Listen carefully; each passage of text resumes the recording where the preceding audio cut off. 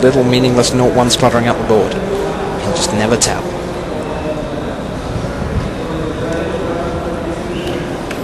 And there's the hand. So the Japanese representative Kotaro Otsuka is gone, and Andrea Giarola, 18 years old and 3 days, with its green-red.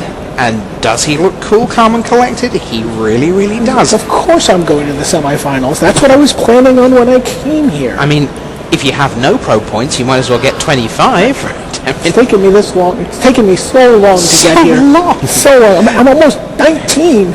Yeah, I mean, I'm an adult, and I still don't have a Pro Tour title. What's that about? And Julian Naughton's going, yeah, 15, win. Yeah, we're me 14. Put it at 16, win. Yep, he will not be the youngest, but he will... Italian Magic having a little renaissance at the moment. We saw Emanuele Giusti win his second Grand Prix, and I think I said in the wrap on Friday that was the the first ever Italian to win 2 Grand Prix. I got a little nudge from one Antonino De Rosa, who said, "Can I just check? What am I then?" And I said, "You're a 3 times US top 8 man. Thank you very much." And Ted Knutson pops in and says, "What's an Italian passport about then?" I go, "Well, you know, if you're going to be picky." So there you see Josh Utter-Leighton. We're heading back to the last remaining quarterfinal. He is 24 from San Jose in California, and just down the road from Grand Prix Oakland, where the season kicked off. This is his 9th Pro Tour, won a Magic Online Pro Tour qualifier, part of the ChannelFireball.com squad, put 3 into the top 8, so nearly put 4 into the top 8. They are down to 2, and sometime in the next hour or so, they're going to be down to 1, because Josh Utter-Leighton is paired up against Paulo Vida Dama de Rosa of Brazil. So the 2 teammates duking it out for the last place in the semi-final, and the winner here will go on to face Noah Schwartz. So it could be an all-USA semi-final, or it will be USA versus Brazil. There is Josh Utter-Leighton. It looks like he's not moved since turn 1 of game 1. That is pretty much what you get when you play Josh, and actually that can be pretty intimidating. Absolutely, and you also don't reveal any. You don't give away any information. I was talking to Brad before the match. He was talking about the importance of remaining calm. But talking about remaining calm, I want to turn our attention to Paulo Vida Dama de Rosa for a moment. Yep. You have to be able to remain pretty calm when you start your Pro Tour out with an 0-2 start. Indeed. So you dug up a really interesting nugget when you were going through the statistics of Pro Tours. This is the one we don't announce before round 1, and we certainly don't announce before round 2. When was the last time a player won a Pro Tour after losing the first round of that Pro Tour? Well, it turns out that it wasn't even a player, it was a team. You have to go back to the last century, and you have to go back to Kai, Marco, and Dirk Babarovsky, and you get to Phoenix Foundation, and they lost round 1 in the back end of 1998, if memory serves, and then proceeded to win the Team Pro Tour. But it is now over 50. Since 2000, when Trevor Blackwell won PTLA to start the 2000s, nobody has lost round 1 and gone on to win the Pro Tour. Brad Nelson lost round 1. He isn't winning the Pro Tour. Right. He started out 0-1, went on a tear. Paulo started out 0-2, went on a tear. We didn't talk about Paulo a lot this weekend because he was kind of a little bit back in the standings. Yeah, one of the things we always do is we like to see how the top 8s have fared against each other. So, for example, Josh has played 3, but we are closing in on what could be 2-1 here, because Paulo is down to just 2, and Josh is at 10. Wildheart Invoker for Josh. Corpse Hatch. And Corpse Hatch sends that away, and does that clear the way for everything Paulo wants? We're going to send in, it does, and Paulo stems the bleeding at 2 and leads by 2 games to 1. You notice these guys have really picked up the pace here also. They're playing at a much brisker pace. But while we're waiting for these guys to shuffle, why don't we see if we can take a look a bit at have a Player of the Year. We were talking about this earlier. Some of the players that we haven't seen show up on the Player of the Year race. So here was the leaderboard coming into the weekend. Tied at the top, Carl Bogemus of the United States and the Pro Tour San Diego champion, in fact the 2 finalists, there they are, Simon Gertzen of Germany, 26. Then you go back to Adam Yurchik, Grand Prix winner, Tomohiro Saito, Japan, he's got multiple Grand Prix top 8s this year, 3 more Americans, LSV, Craig Wesco, Sam Black, Then you head down to 15 points. Lucas Blahon of the Czech Republic, Katsuhiro Mori of Japan, and Owen Turtenwald of the United States. And it's pretty interesting. We're going to show you another graphic later in the day telling you how these players did. And I can tell you that overall, it was not terribly exciting for the Player of the Euro. So the Player of the Year leaderboard is going to look very, very different come 6 o'clock tonight. I can tell. I mean, you do have 3 of these players on page 1 of the standings. Sure. You have, Lucas, Luis, and I just saw the other one. Yeah, Lucas Blahon down there in... Lucas Blahon, Luis Scott Vargas, and Simon Gortson all have top 50 finishes for this event. Yeah, so they would qualify for Amsterdam if they weren't already going. So Josh is busy sorting his deck out. Josh played 3 of the top 8 during the Swiss. He beat Noah Swartz in round 9 in draft, and by the way, that is who he would play if he wins this match, although he has 2 games to win here against Paulo first.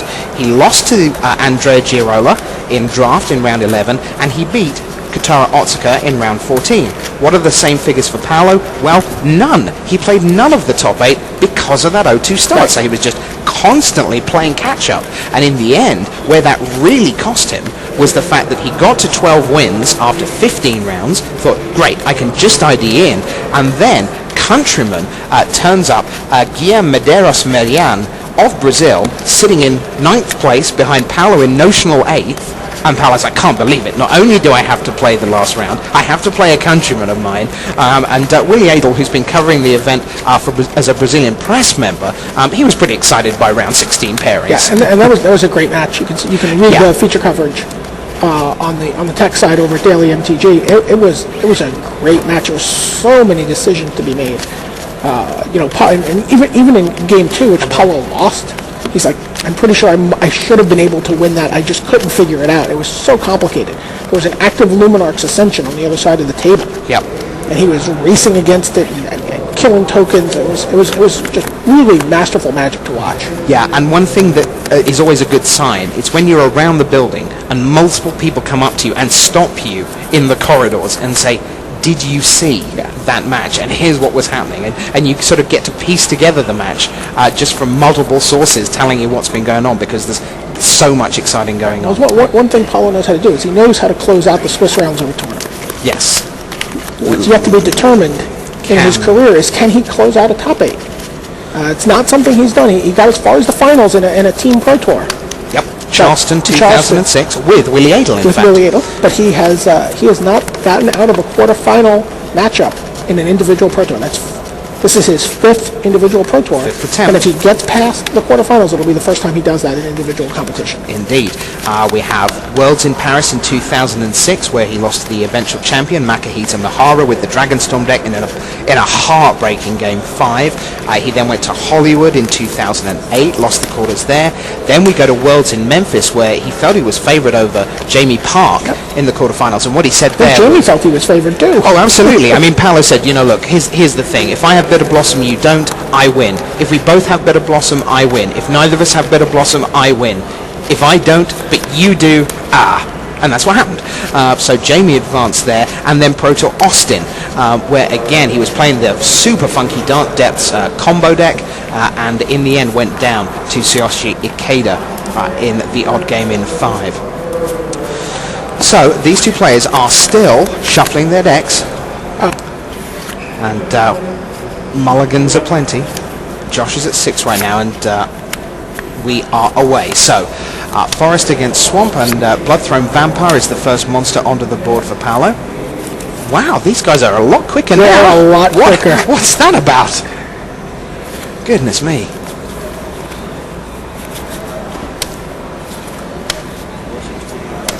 A second Bloodthrown Vampire.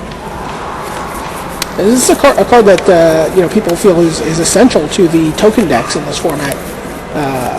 You can just you get into an attrition where you get these free tokens off of otherwise fairly solid creatures. Oh, there's a Gargoyle. Oh, that's a roadblock. A natural predator for the Bloodthrown Vampire. You can be as big as you like. I'm still here.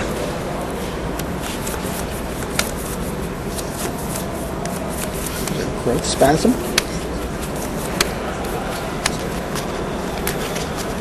growth spasm for a mountain from Elder Layton. And a token.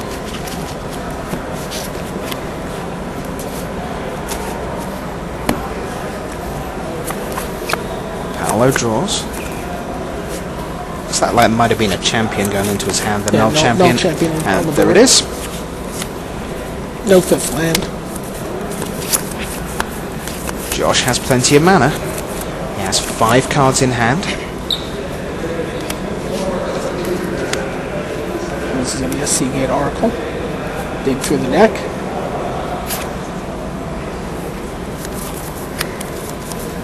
Takes that Wild Heart Invoker.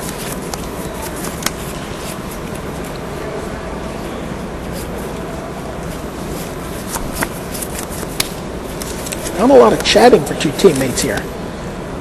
Well, I think you leave that at the door, don't you? And it's something that Brad was talking about, because when you are a part of a big group, you know, sooner or later you end up playing each other. Frank Cast and Mark Dictus played deep in day 2, and they were saying, you know, this is what happens. We always play each other, and they were ready for it. Well, I think a lot of times you see with name players, the chit chat's part of their game. Oh, for sure. And you don't really need to use that on your friends. They know it's part of your game. I think, though, for Paulo, it isn't. Actually, Paulo is not someone who really goes down that path. Neither is Josh, really. Two very serious players.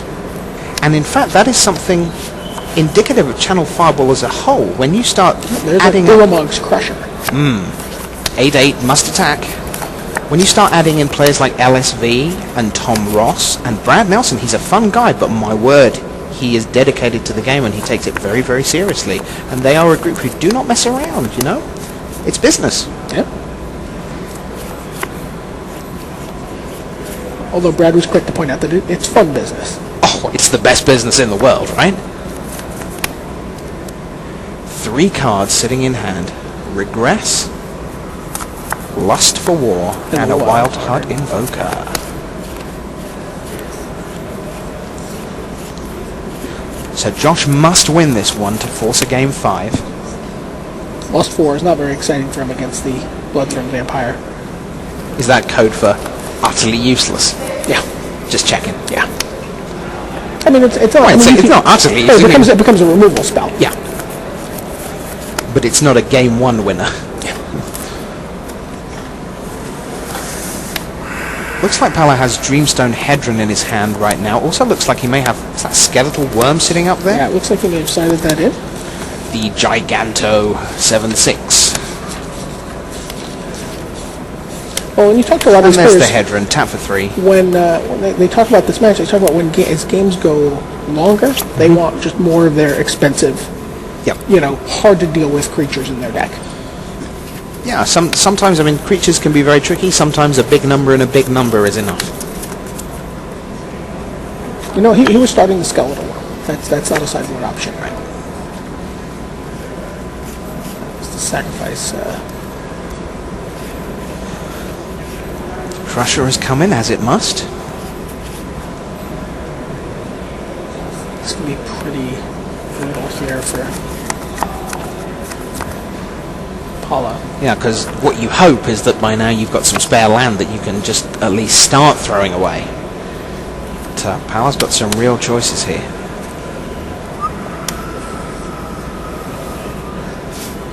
It's the Dread Drone and the Null Champion in the way. And now... I believe this is not going to go very well for Paulo because we know that there is a regress in Josh's hand. Right. That's part of why he put that Bloodthorn Vampire in there. It makes it a little more challenging. I would really like it to die. Yep. Please. So if you bounce one of my other guys, I can sack some creatures to the Bloodthorn Vampire. It's actually a really well thought out block for Paulo. Yeah.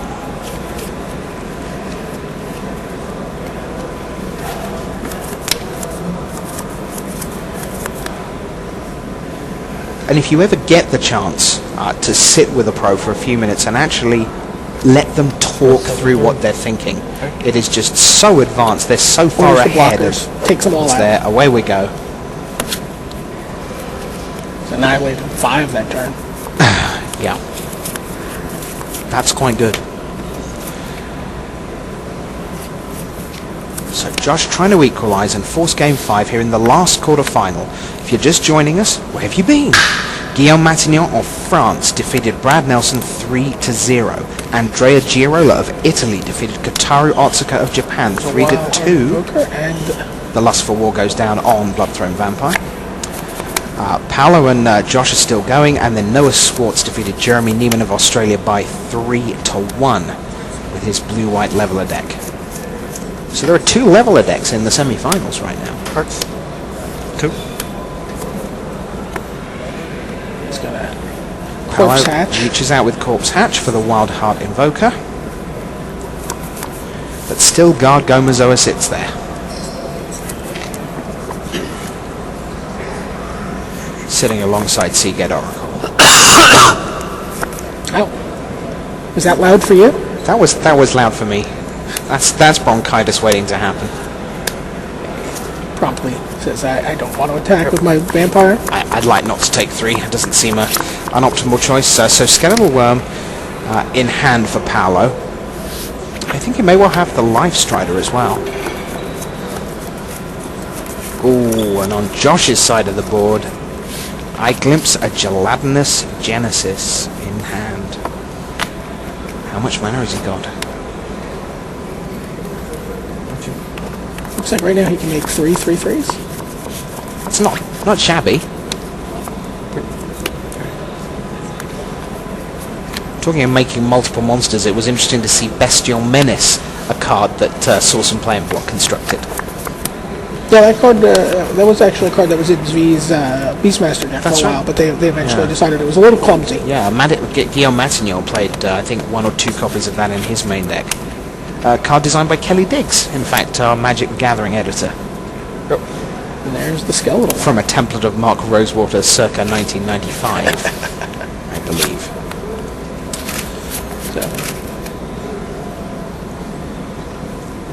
So Paulo trying to avoid Game 5. Will those quarterfinals weigh on him at all, or is he just sufficiently focused just to be, I'm playing a game of Magic? I can't imagine that. I imagine if anyone can sort of put that to one side, to one side, it's going to be something like Paulo, who just brings an incredible amount of concentration in, but it has to be there. Yeah. You know, it has, every time the game gets close, I mean, it has to sort of whisper in the back of your mind somewhat. Not again. Yeah. Not like this.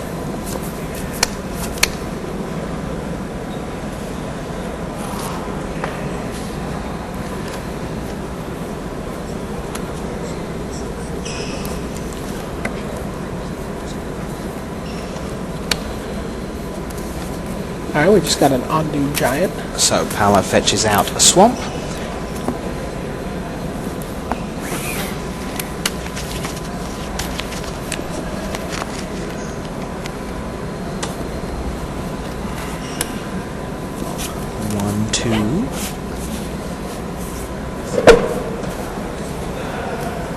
As the players helpfully scoot down a little for us.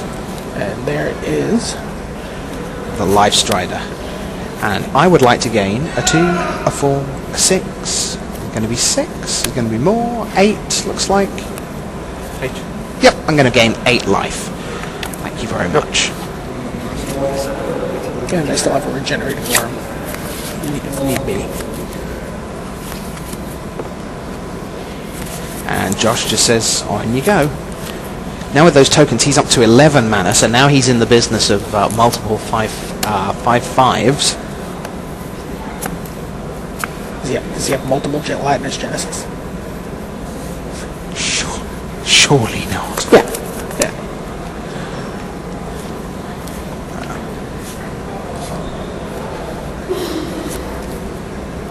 So I'm going to see Awakening Zone. I would like to make some tokens for the next 4,000 turns. And it levels up his Sol Ring. And no action from Josh. So Awakening Zone, and the board is going to get pretty clogged here.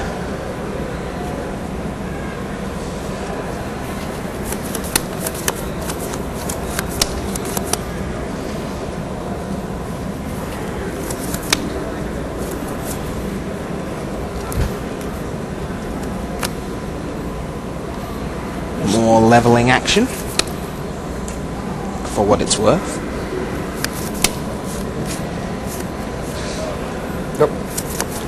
And back we go.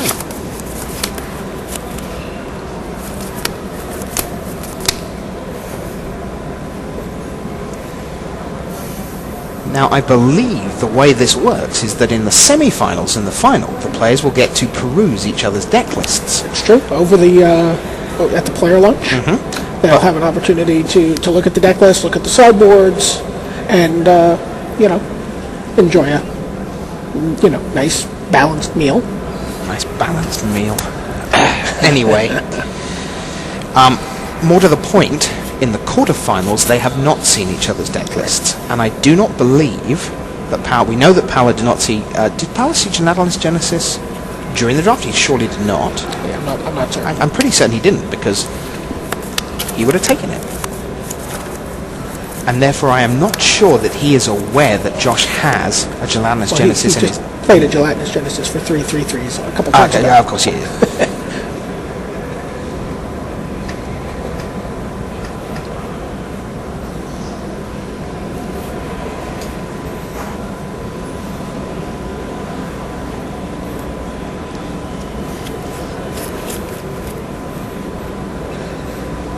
Paulo is content to sit back on his waking zone, wait for his Brood Warden to show up.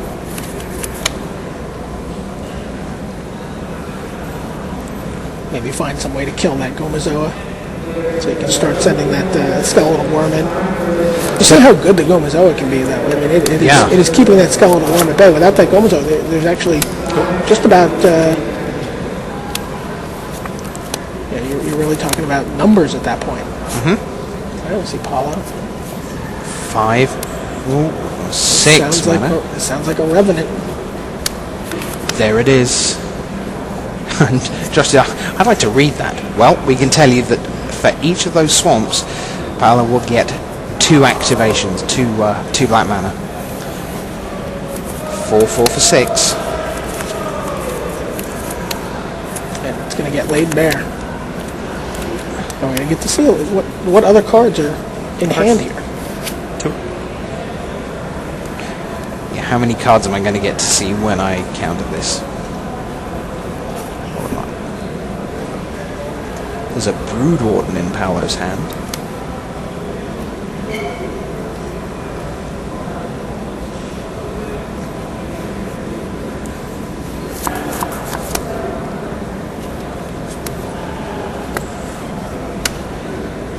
And going to take that opportunity to vendetta the Gomazoa.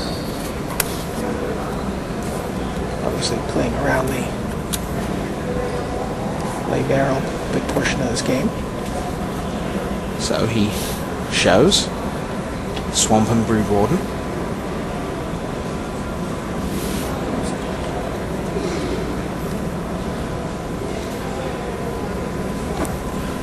Now Skeletal Worm can do its thing.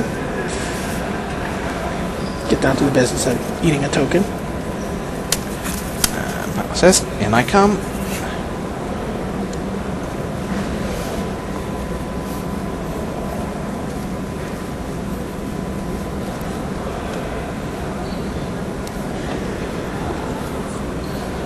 Josh, I don't know that he has many answers for the Skeletal Worm. He has the 2 Guard Gomazoas. He has a Regress to sort of buy a turn. He had the Lay Bear, but he